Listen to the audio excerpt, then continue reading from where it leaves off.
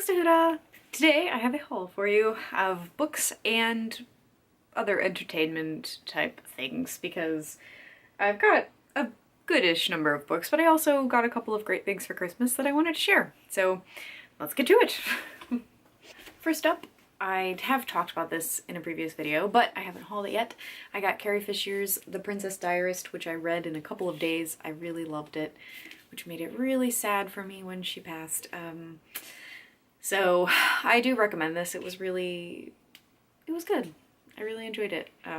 It was a really personable memoir. I'm glad I read it before she died, because otherwise I think it would have been too sad. I also read Hark a Vagrant by Kate Beaton. This book is fantastic. It's just as good as everyone says, if not better. Helped me learn a little bit about history and got me some great laughs about the Brontes. This book I got for Christmas from my mom. I don't normally read children's books, but it's called Jelly Beans by Sylvia von Oman. I read it in, like 10 minutes, but it's just a really cute story about a bunny and a rabbit who go to a park and they take jelly beans and hot chocolate, and my mom wrote me a little note. She's like, let's do this! And it's so cute. It's way more deep and thoughtful than you'd expect from a book called Jelly Beans. But I did really like it. It's very cute. The last book I got for Christmas, though I know Erin Dillman is sending me something in the post, so whenever that gets here, I'll be excited to share it with you. But this is from my brother and his girlfriend, called Something Wicked This Way Comes by Ray Bradbury. I finally finished The Halloween Tree, so I lent that to Ike. He wanted to read it. I've been wanting to read this one because this is the one that everybody kind of calls his best, including Stephen King, and they got me a really beautiful edition from Gallant Books, which is part of the Orion Publishing Group. Of course it has a better cover. It's from the UK! It has pounds on the back. The side is really pretty. It feels like an Oxford World Classic. Like it seems like it's one of those editions. But it's really a beautiful edition. So thank you guys very much. And then I bought some books for myself. I have been itching to get back into reading fantasy lately. I subscribed to the channel Winks and Inks, and she's been talking about Robin Hobbs' Rain Wilds Chronicles, and I really liked the covers. And amazingly, the US covers don't suck! They're the same ones! Although I really like the size of the British versions. I'm not sure where she lives, but she definitely seems to have different covers for most things. But they look more like this size, which I prefer these size to mass market paperbacks, but I'm more concerned with cover photo than size of text. So I want to hop into this in the new year because I've really been wanting to get into fantasy again. I used to pretty much read exclusively fantasy as a teenager, and I haven't really read any this year. I mean, I read the first half of Margaret Wise and Tracy Hickman's third book in the Lost Chronicles of the Dragonland series, which is great and I love it, but that's a series I'm very familiar with. I haven't been to a new fantasy series in a long time, so when the fiance and I went to Barnes & Noble, I picked this up. It was $8 minus Barnes & Noble member card. I like the cover. And then the next day, we went to Books A Million, so I picked up another fantasy book by Cameron Hurley. I've been wanting to read this book for a couple of months now, ever since I read her book, The Geek Feminist Revolution, and I don't hate the cover. Amazing! So I snatched it up, although this one has a little dent on the bottom. But I really like this red stripe, and it's sizable. This feels like a good book to read in the winter. So I'm hoping to really enjoy this. And then finally, I got Neil Gaiman's Fragile Things, which I just was walking by and I was like, oh, a Neil Gaiman book that's like $8 that I don't have, that's got a cool drawing of Neil Gaiman sitting upside down on the cover. Sure. I've been enjoying short fiction much more, and this is a collection of short fictions and wonders. So it's Neil Gaiman. I will take that plunge. I will go there. So, hooray. Books to Huda here, a tiny video edition, because I received some book mail.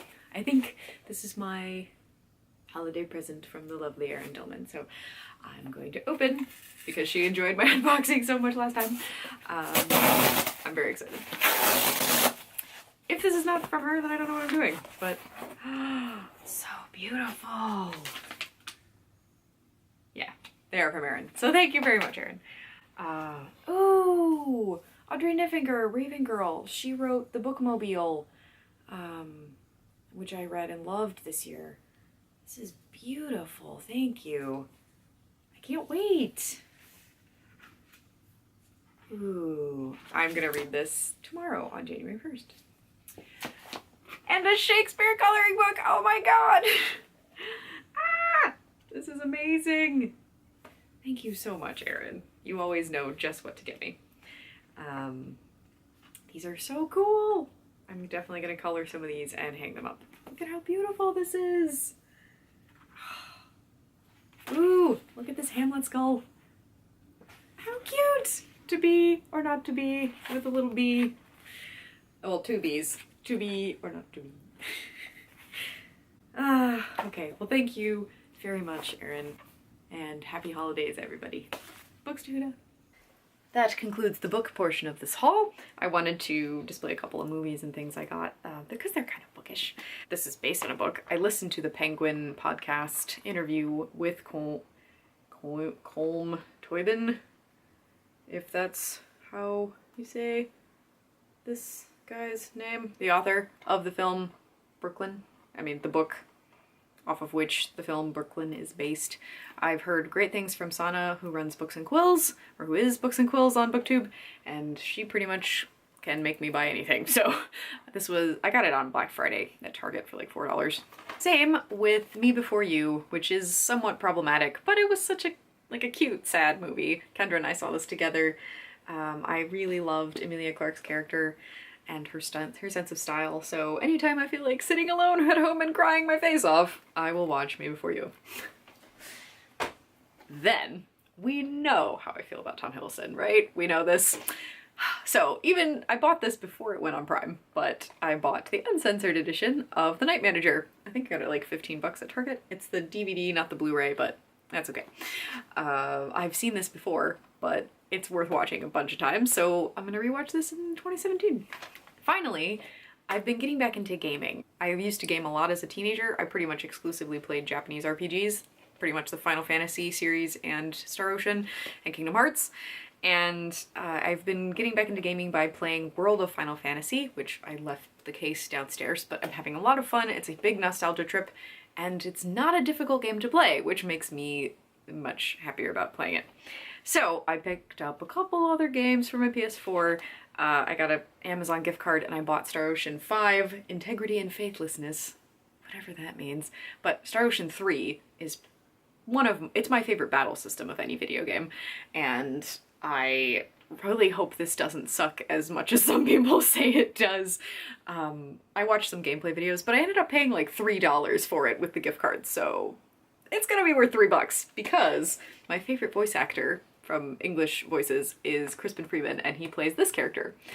He was one of my favorite characters in Star Ocean 3 as well, so I'm really looking forward to this, you know? Because I'm an adult, for Christmas I asked for Final Fantasy 15 from my grandma, and she went above and beyond and got me the deluxe edition, which comes with the movie Kingsglaive, which is I think a prelude to the game. It comes with the movie, and it comes with this gorgeous steel box. It has Yoshitaka Amano's artwork. I actually have his collection of Final Fantasy artwork.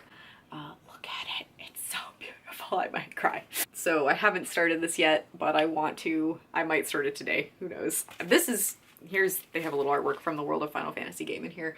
It's very cute. It's a perfect nostalgia trip if you love Final Fantasy, or just JRPGs in general.